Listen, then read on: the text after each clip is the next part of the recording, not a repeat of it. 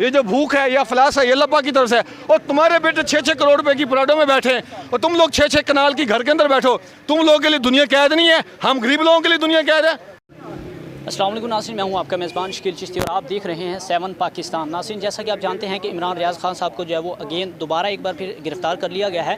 तो उस हवाले से हम FIA ऑफिस के बाहर हम मौजूद हैं और यहाँ की जो है सूरत हाल आप देख सकते हैं यहाँ पर। और इस वक्त हमारे साथ एक सीनियर एंकर मौजूद हैं जिनसे हम गुफ्तगू करते हैं, उनसे हम जानते हैं कि आखिर क्या वजह थी, उनको दोबारा क्यों गिरफ़्तार किया गया और ऐसा क्यों किया जा रहा है सीनियर सहाफ़ियों के साथ। अस्सलाम वालेकुम। वालेकुम सलाम सर, कैसे हैं? ठीक है अल्हम्दुलिल्लाह। शकील साहब जी सर, बताइएगा कि इमरान रियाज़ खान साहब को जो है वो दोबारा से गिरफ्तार कर लिया गया, क्या वजह थी और क्यों गिरफ्तार किया गया? शकील चिश्ती साहब, आपने अक्सर मेरा एक जुमला सुना होगा कि पूरी दुनिया के अंदर अगर सवाल उठाया जाए तो सवाल का जवाब ढूंढा जाता है।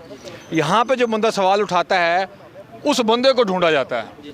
तो उसी असना में अगर आप देखें, इमरान खान रियाज़ ने आज से कोई 4 महीने पहले एक निजी तकरीब के अंदर उन्होंने एक ऐसे सवाल किया बाजवा साहब की रिटायरमेंट के बाद कि बाजवा साहब ने ये कहा है कि आज से सियासत में हमारे इदारे का कोई ताल्लुक़ नहीं होगा, कोई हाथ नहीं होगा, कोई सिलसिला नहीं होगा। उन्होंने पूछा आवाम से कि क्या ये सच है या झूठ है, तो आवाम ने अपना इजहार किया। अब आज़ादी इजहार करना उसके ऊपर कदगन है। अब वो बात है 4 माह पहले की। फिर उसके बाद एक 10 साल के बच्चे ने, और जिसको पता भी नहीं है कि मैंने पाक कैसे होना है, मैंने वज़ू कैसे करना है, वो एक जाके एप्लीकेशन देता है और माशाल्लाह FIA उसके ऊपर ऐसे एक्टिव हो जाती है जिस तरह वो उनका दामाद हो घर का, कि वो कहता है जी मेरी दिल आज़ारी हुई है। और उसने एप्लीकेशन दी 29 नवंबर को और रात उसको उठा लिया इमरान खान रियाज़ को 4 बजे एयरपोर्ट से। वो दुबई जा रहा था अपनी फैमिली के साथ। अब मुझे एक बात की समझ नहीं आती, इधर अरबों खरबों की करप्शन हो जाती है, बड़े बड़े लोग कत्ल हो जाते हैं, उस वक्त हमारे इदारे जो है वो लस्सी पी के सोए होते हैं और सहाफ़ी ने सवाल उठाया 4 महीने पहले और आज उसको उठा के ले गए हैं। ये 75 साल से हमारे मुल्क का यही अलमिया है, जो सवाल उठाता है वो गद्दार है। और इस मुल्क के आधे से ज़्यादा लोग जो हैं वो गद्दार हैं। और उनकी माँ है मोहतरमा फातिमा जिन्ना, उनका बड़ा बेटा है हामिद मीर, दूसरा बेटा है इमरान खान रियाज़ और बाकी सारे बेटे हैं। वो हमारी माँ है, मादरे मिल्लत है, वो गद्दार है, हम सारे गद्दार हैं जो सवाल उठाते हैं। जो गुंगे बहरे हैं, भेड़ बकरियां हैं, ये कीड़े मकोड़े हैं, वो मुहिब वतन पाकिस्तानी हैं, या जो वो उनके पाँव चाटने वाले हैं या जूते पॉलिश करने वाले हैं, वो मुहिब वतन है। सवाल उठाने वाले गद्दार हैं। तो ऐसा कब तक चलता रहेगा? क्यों सीनियर सहाफ़ियों को जब अगवा कर लिया जाता है? सर, आप सीनियर सहाफ़ियों की बात करते हैं, वो तो कोई उस्ताद अपनी क्लास के अंदर बात कर दे, जो हमें गलत कंटेंट पढ़ाया था उसके ऊपर सवाल कर दे, वो उसको उठा के लेके चले जाते हैं। लिया के अंदर बहुत सारे लोगों को उठाया गया, मुल्तान के अंदर बहुत सारे लोगों को उठाया गया। और ये सिस्टम उस वक्त तक चलता रहेगा जब तक हम इस निज़ाम से जान नहीं छुड़ा लेते। अब आप ये देखें, हमारा अदलिया का कानून गोरों का बनाया हुआ है, हमारा पुलिस का निज़ाम गोरों का बनाया हुआ है, हमारा जितने भी एजेंसियाँ उन सारों का निज़ाम गोरों ने बनाया हुआ है, हमारा नहरी निज़ाम गोरों का बनाया हुआ है, हमारा रेलवे का निज़ाम गोरों का बनाया हुआ है, हमारा तालीमी निज़ाम लॉर्ड मैकाले ने बनाया था, हमारा माशी निज़ाम एडम स्मिथ का बनाया हुआ है, हमारा समाजी निज़ाम रोसो का बनाया हुआ है, हमारा जो सियासी निज़ाम है वो मैकवली का बनाया हुआ है। अब ये सारे निज़ाम तो गोरों ने बनाए हैं। और उन लोगों ने ये निज़ाम क्यों बनाए थे? हम लोगों को ग़ुलाम रखने के लिए बनाए थे। अब जब हम हैं ग़ुलाम, तो एक ग़ुलाम की क्या औकात है कि मालिक के आगे सवाल करे?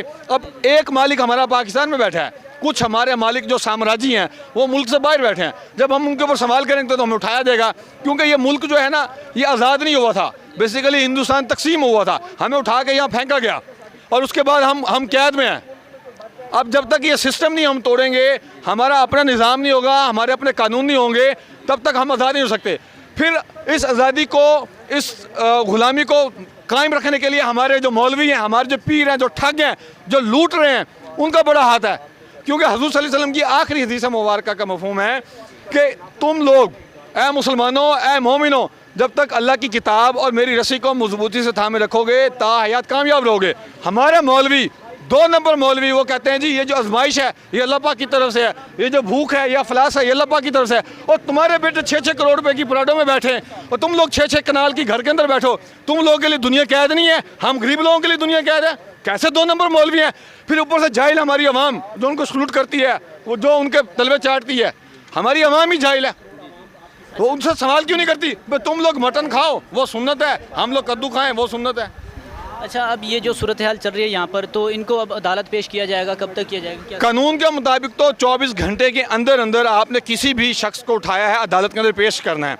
अब 12 घंटे हो चुके हैं इमरान खान रियाज को उठाए हुए। लाहौर हाई कोर्ट का ऑर्डर भी आ चुका है कि आज शाम से पहले पहले इमरान खान रियाज को अदालत में पेश किया जा सके।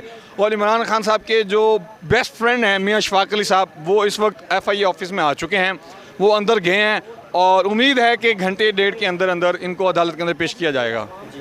जी नाज़रीन, तो आपने गुफ्तगू सुनी हमारे सीनियर एंकर जो है अली तल्ला चौधरी साहब, उन्होंने बताया कि किस तरह जो है वो मुल्क का निज़ाम इस तरफ दरम भरम हो चुका है कि जो हक सच की आवाज़ उठाता है उसे जो है वो उठा लिया जाता है, उसे गिरफ़्तार कर लिया जाता है, तो उसकी आवाज़ जो है वो दबा दी जाती है। तो आखिर ऐसा कानून कब तक रहेगा? आप क्या कहना चाहते हैं? कमेंट्स में इस बारे में ज़रूर बताइएगा। इसी के साथ शकील चिश्ती को दें इजाज़त और देखते रहें 7 पाकिस्तान। अल्लाह निगहबान।